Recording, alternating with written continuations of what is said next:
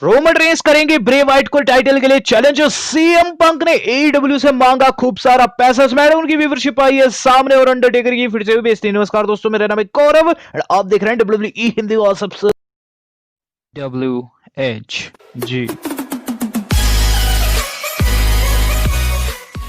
तो गाइस आज की वीडियो काफी मजेदार होने वाली है। इसके अंदर दोस्तों हम 5 से 6 बड़ी खबरें कवर करने जा रहे हैं, तो होप करता हूं वीडियो को अंत तक जरूर देखिएगा। वीडियो की शुरुआत करते हैं दोस्तों सीएम पंक की न्यूज के साथ। तो आप जानते हैं सीएम पंक जो है वो अभी कहीं के नहीं रह चुके हैं, क्योंकि उनका शो यानी कि डब्ल्यूडब्ल्यूई बैकस्टेज बंद हो चुका है। हालांकि गाइस बात की जाए सीएम पंक की, तो सीएम पंक के ऊपर एक ब्रांड न्यू स्टोरी निकलकर सामने आई है, जो कि WCW लेजेंड यानी कि कोनन ने हम सब लोगों के साथ डिस्कस की। तो कोनन ने दोस्तों हाल ही में ये चीज बताई कि वो AEW के साथ कांटेक्ट में था। तो कोनन क्या बोले कि मैं सीएम पंक के बारे में कुछ बताना चाहता हूं। सीएम पंक की AEW वाले के साथ निगोशिएशन जो चालू हुई थी, जिसके अंदर दोस्तों ये बताया जा रहा था कि वो AEW को ज्वाइन भी कर सकते हैं, वहां सीएम पंक ने एस्ट्रोनॉमिकल अमाउंट ऑफ मनी मांग डाली। अब guys astronomical amount of money माना अंधा पैसा उन्होंने AEW से मांगा था, जिसके अंदर दोस्तों कई ऐसी थिंग्स थी जिस पर AEW राजी नहीं हो पाया और डील नहीं हो पाई। यहां दोस्तों बात की जाए पंक की, तो पंक का पैसा मांगना साफ करता है कि अब वो रेसलिंग को रेसलिंग के तरीके से नहीं देखते हैं। जब से दोस्तों WWE के साथ उनका कांड हुआ है, तब से दोस्तों वो हर एक कंपनी को सेम टू सेम वैसा ही ट्रीट कर रहे हैं। अब देखते हैं दोस्तों पंक का भविष्य क्या रहता है। और सीएम पंक के फैंस के लिए बुरी थिंग भी है, क्योंकि सीएम पंक अब कहीं ना कहीं दोस्तों एक ऐसी मेंटालिटी वाले हो चुके हैं जो कि रेसलिंग में तभी रिटर्न करेंगे जब उन्हें खूब सारा पैसा दिया जाए। हम चलते हैं दोस्तों इससे अगली स्टोरी के ऊपर। तो इससे अगली खबर जो आज की हमारी जुड़ी हुई है वो जुड़ी है स्मैकडाउन की व्यूअरशिप से। तो गाइस व्यूअरशिप मेरे सामने आ चुकी है और आंकड़े दोस्तों काफी दुखी करने वाले हैं। दरअसल इस बारी की स्मैकडाउन ने दोस्तों ब्रांड न्यू रिकॉर्ड बना दिया और ये रिकॉर्ड है दोस्तों न्यू लोएस्ट का। तो व्यूअरशिप मापी गई है 1.77 मिलियन। अब गाइस बात की जाए कि ये लोएस्ट क्यों है, तो जब से फॉक्स पर आई है तो गाइस इसे ही लोएस्ट बताया जा रहा है। लास्ट वीक दोस्तों जो व्यूअरशिप थी वो थी 2.17 मिलियन, जो कि काफी बढ़िया थी। 2 मिलियन के आंकड़े को भी पार किए थे, लेकिन इस बार ऐसा नहीं हो पाया। अब गाइस बात की जाए गलती होगी, गलतियां बहुत सारी निकाली जा सकती है, जैसे कि दोस्तों ब्रॉन स्ट्रोमन और ब्रे वाइट तो आ ही नहीं थे। साथ ही साथ जो जेफ हार्डी का सेगमेंट था वो एक नंबर घटिया सेगमेंट था।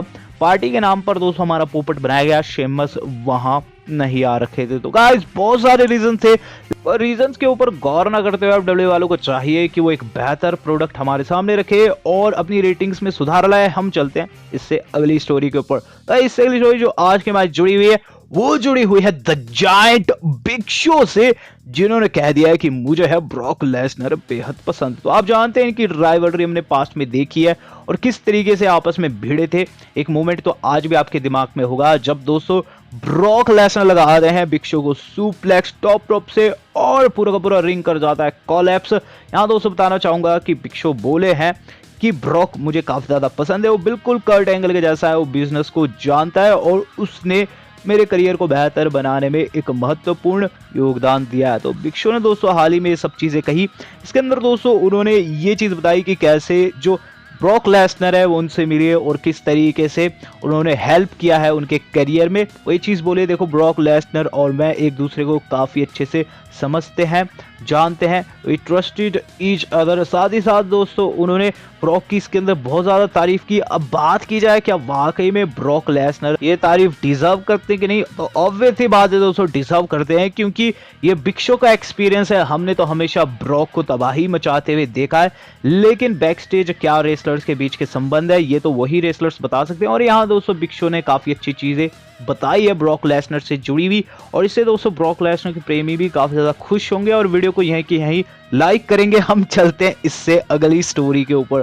तो इससे अगली खबर जो आज की हमारी जुड़ी हुई है वो जुड़ी है दोस्तों साशा बैंक्स से, जिन्होंने कर दी है वही घटिया हरकत फिर से।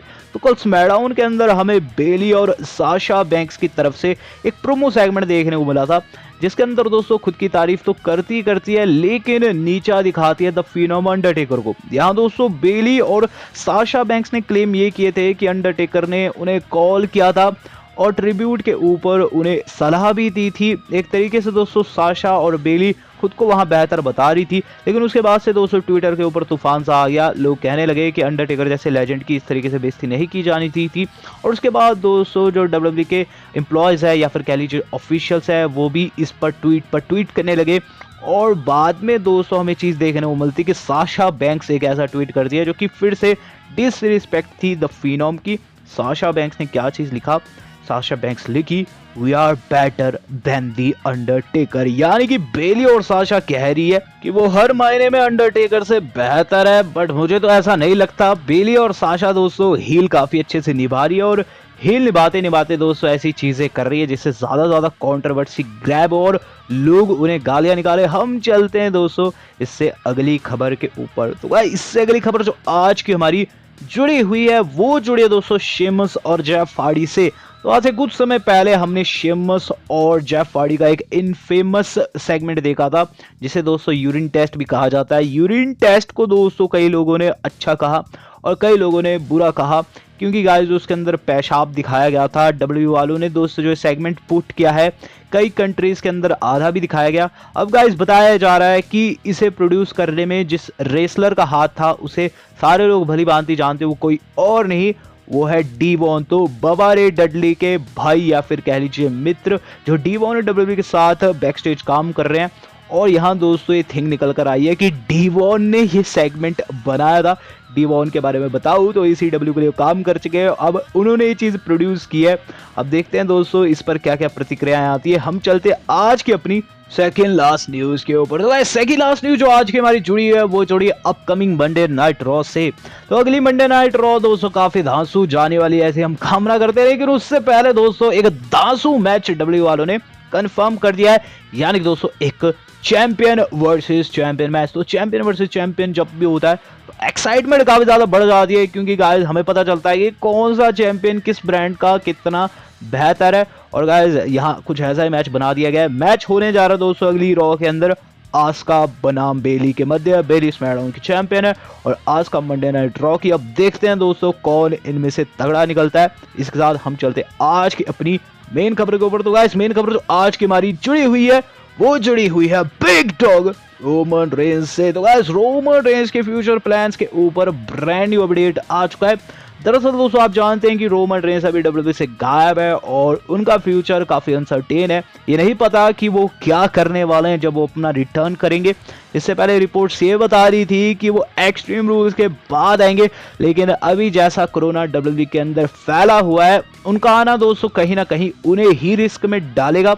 अब बात की जाए कि रिटर्न पर वो किसे फेस करेंगे और क्या उनका फ्यूचर रह सकता है। तो गाइस बताया ये जा रहा है कि डब्ल्यूडब्ल्यूई प्लान करने वाला एक ट्रिलॉजी और वो चालू भी हो चुकी है। इसका पहला पार्ट हम देखे थे आपके मनी इन द बैंक के अंदर, तो याद आया होगा। तो गाइस मैं बात कर रहा हूँ Braun Strowman versus Bray Wyatt की। सबसे पहले पार्ट में दोस्तों हमें जो ब्रे वाइट गंदे तरीके से हारते हुए आए हैं यानी कि दिखे हैं ब्रॉन स्ट्रोमन के खिलाफ मनी इन द बैंक में। दूसरा पार्ट दोस्तों हमें ये जो PPV आ रहा है यानी कि एक्सट्रीम रूल्स में देखने को मिलेगा। और तीसरा पार्ट होगा समर स्लैम के अंदर, जहां फाइनली दोस्तों हमें डीथ्रोन होते हुए नजर आएंगे ब्रॉन स्ट्रोमन और ब्रांड न्यू चैंपियन बनेंगे वहां ब्रे वाइट। अब गाइस बताया ये भी जा रहा था इससे पहले कि अगर ब्रे वाइट जीत जाते हैं तो चांसेस ज्यादातर यही रहेंगे कि रोमन रेंस उन्हें यूनिवर्सल चैंपियनशिप के लिए चैलेंज करे। अब गाइस रोमन रेंस के रिटर्न की बात की जाए तो समर स्लैम से पहले भी हो सकता है, लेकिन एक चीज तो साफ है कि रोमन रेंस आधे साल टाइटल अपॉर्चुनिटी नहीं पाने वाले। अगर दोस्तों समर स्लैम से पहले आ जाते हैं, अगर दोस्तों समर स्लैम में आ जाते हैं तो आधे साल दोस्तों वो क्लेम कर देंगे यूनिवर्सल चैंपियनशिप को और चैलेंज कर देंगे फील्ड ब्रे वाइट को। यहाँ दोस्तों बात की जाए बिग डॉग की तो बिग डॉग दोस्तों अभी घर पर बैठे हुए हैं और बिग डॉग ही नहीं दोस्तों यहाँ सेमी ज़ेन और केविन ओवेंस ने भी आने से मना कर दिया है। वो रेसलर्स भी यही चीज कह रहे हैं कि अभी इस सिचुएशन में यानी कि कोविड-19 सिचुएशन में वो अपनी लाइफ को स्टेक पर नहीं रखना चाहते। अब गाइस बात की जाए बिग डॉग के यूनिवर्सल चैंपियन बनने के चांसेस की तो गाइस वो काफी ज्यादा है, क्योंकि इससे दोस्तों डब्ल्यू वालों को ही फायदा पहुंचेगा। अभी जैसी रेटिंग्स की बात की जाए, कहीं ना कहीं दोस्तों जो रोमन रेंस थे वो एक पोलराइज फिगर तो बने थे, लेकिन वो रेटिंग्स को काफी ज्यादा इफेक्ट करते थे। अब देखते हैं दोस्तों बिग डॉग का क्या फ्यूचर रहता है और समर स्लैम में क्या वाकई यही थिंग देखने को मिलती है कि बिग डॉग को हो रहा है रिटर्न, वो टैग कर रहे हैं फिंड के ऊपर after the match. But guys आज की वीडियो इतनी थी, तो पसंद आई वीडियो को लाइक एंड शेयर जरूर कीजिएगा। आज तक के लिए इतना ही, धन्यवाद, शपथ है।